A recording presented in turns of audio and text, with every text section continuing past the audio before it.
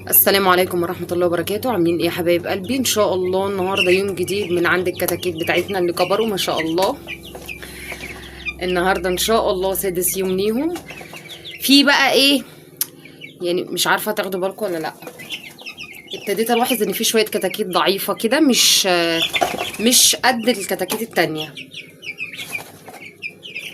يعني بصوا، شايفين الصغنن اللي مزنوق في النص ده ما بين الاتنين؟ ايوه ده اللي رفع لنا راسه ده. بصوا صغنن عن بقيه الكتاكيت التانية ما شاء الله. يعني انا لسه ما وزنتش، طبعا احنا هنوزن على عمر الاسبوع، بس حسيت ان في كتاكيت بتزيد وكتاكيت لسه.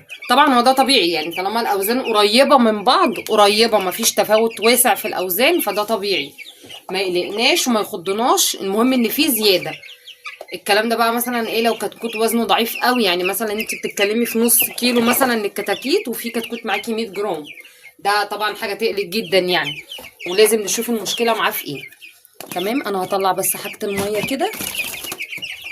هم جعانين طبعا ميتين. انا كنت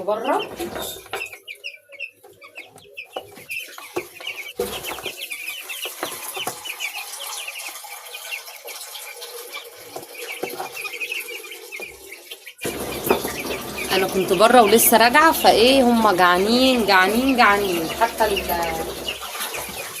الطبق اللي حاطه لهم فيه الاكل فاضي فاضي، حتى البودره الناعمه اكلينها. هوريهولكوا دلوقتي.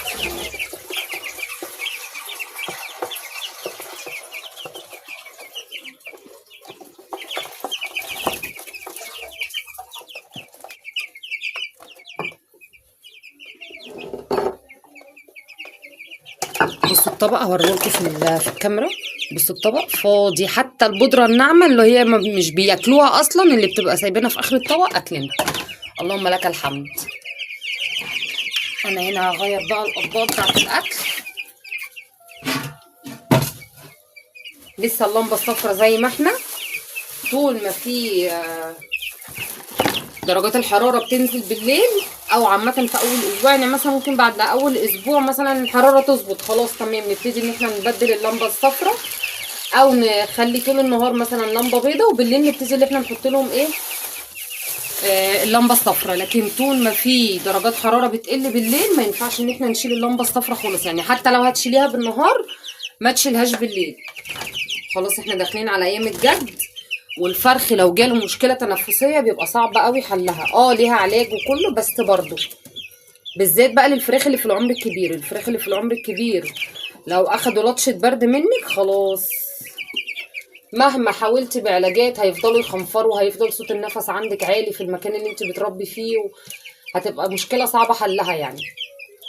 ممكن في العمر الصغير بعمر الله، يعني لا قدر الله لا قدر الله لو حصلت، ممكن تتلحق وتتعالج لكن في العمر الكبير بيبقى صعب موضوع المشكلة التنفسية ان هو يتحل. تمام. انا هنا حطيت لهم العلف، اخر حته جبنه قريش، خلاص مش هشتري لهم جبنه قريش تاني. احنا خلاص كده عمر اسبوع اهو، 6 ايام، يعني عمر اسبوع. احنا بنحسب ازاي بقى؟ انا استلمتهم يوم الاثنين، تمام. الاثنين ده ما بيتحسبش، بنحسب من تاني يوم.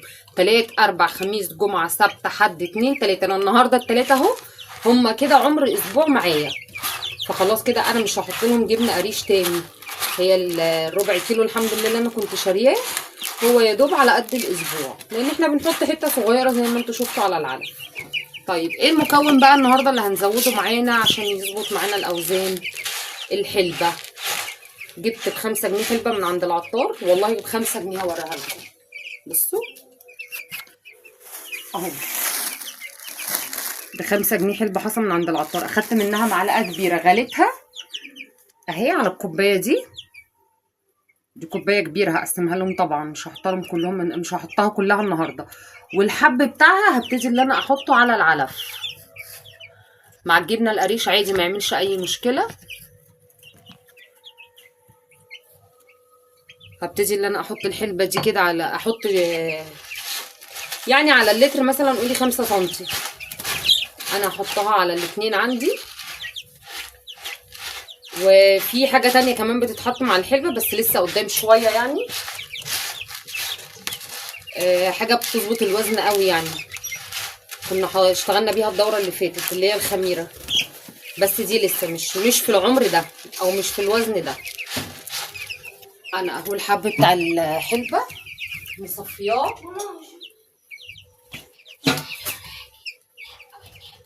مصفياه. اهم حاجه الحب يكون متصفي، ما ينفعش تحطيه بميته طبعا عشان ما يعملكيش يرطب العلب ويعمل لنا مشكله. وقسمته برضو على العلفتين او على الطبقين اللي انا حاطه فيهم الاكل. تمام. بصوا بقى عشان هما جعانين هتتفرجوا هيعملوا ايه في الاكل اول ما يتحط. انا عشان كده حاطه التليفون كده تتفرجوا هيعملوا ايه في الاكل اول ما يتحط.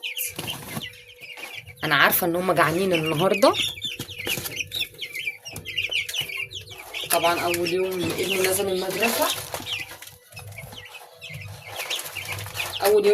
المدرسه، النهارده وانتوا فاهمين بقى المدارس ودروس، وبنروح من هنا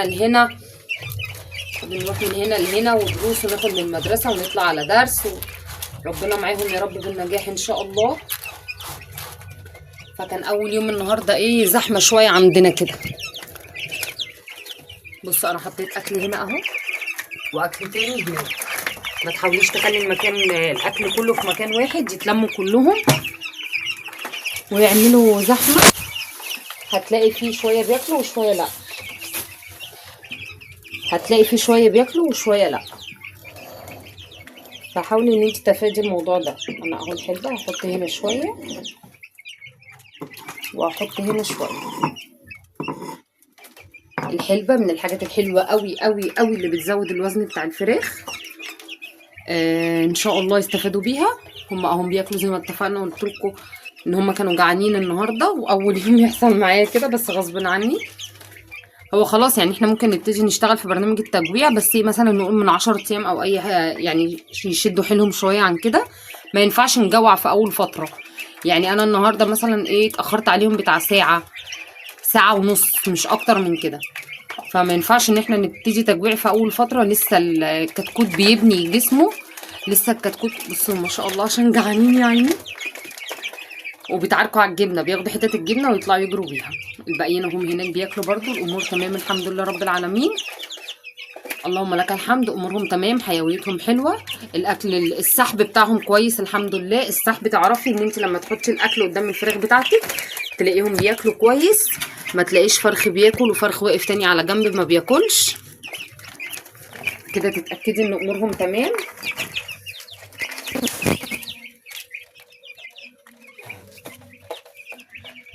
ان امورهم تمام. والحيويه بتاعتهم كويسه، بيتحركوا منتشرين في المكان عندك، مفيش منهم شويه متكومين على بعض مش معرقين بعض. الحمد لله ابتدوا يريشوا، هم هيطلعوا. دي برضو علامه حلوه من علامات النمو. بس لو يعني مش هيكسوا ريش قوي، لو كسوا ريش منك قوي اخدوا كل الاكل اللي بياكلوه بيستخدموه ان هم يكسوا ريش، يبقى كده هم سقعانين. تعرفي ان الفرخ بتاعك سقعان وبيكسي نفسه ريش عشان يدفي نفسه. فدي علامه لازم تخلي بالك منها. لكن كده مثلا بسم الله الرحمن الرحيم. بس بصوا ما شاء الله الوزن بيبان عليه. هوريكم حاجه تانية ثانيه واحده بس. بس احنا شويه شويه كل ما هيكبروا هتلاقي ظهره. بصوا هنا اللحم هيبتدي يبان، شايفين الحته دي كده تحت الجناح اللحم هيبتدي يبان، وهنا كده اللحم هيبتدي يبان. في ناس بتخاف من الموضوع ده، لا عايزه اطمنك ان ده حاجه كويسه جدا جدا جدا، ان الكتكوت مش كاسي نفسه ريش. معنى ان هو مش كاسي نفسه ريش ان هو مش سقعان، ان هو متدفي، درجه الحراره اللي انت موفرها له مظبوطه. مش سقعان، اموره تمام، متدفي، ودرجه الحراره بتاعته كويسه. فدي علامه كويسه ما تقلقيش منها، ان انت مدفيه الكتاكيت بتاعتك كويس، درجه الحراره اللي انت ظبطها كويسه. غير كده تبتدي بقى تدفي على طول. يعني شوفي بقى مثلا حطاهم في مكان مكشوف، نقليهم في مكان مقفول، حطاهم مثلا في بلكونه على سطح على حاجه، تبتدي ان انت تنقليهم فورا. او دفي، يعني ما عندكيش بقى مكان، دفي على قد ما تقدري، لان الكتكوت لو سقع خلاص شكرا، كل الاكل اللي هياخده هيحوله ريش ان هو يدفي نفسه. ما هو سقعان هيعمل ايه؟ هياخد كل الاكل اللي هو بياخده عشان يحوله الريش. مش هيستفاد بالاكل في وزن خالص، مش هيزيد معاكي في الوزن. فحاولي على قد ما تقدري تخلي بالك من الموضوع ده. ده كان فيديو النهارده، يا رب اكون قدرت افيدكم باي معلومه.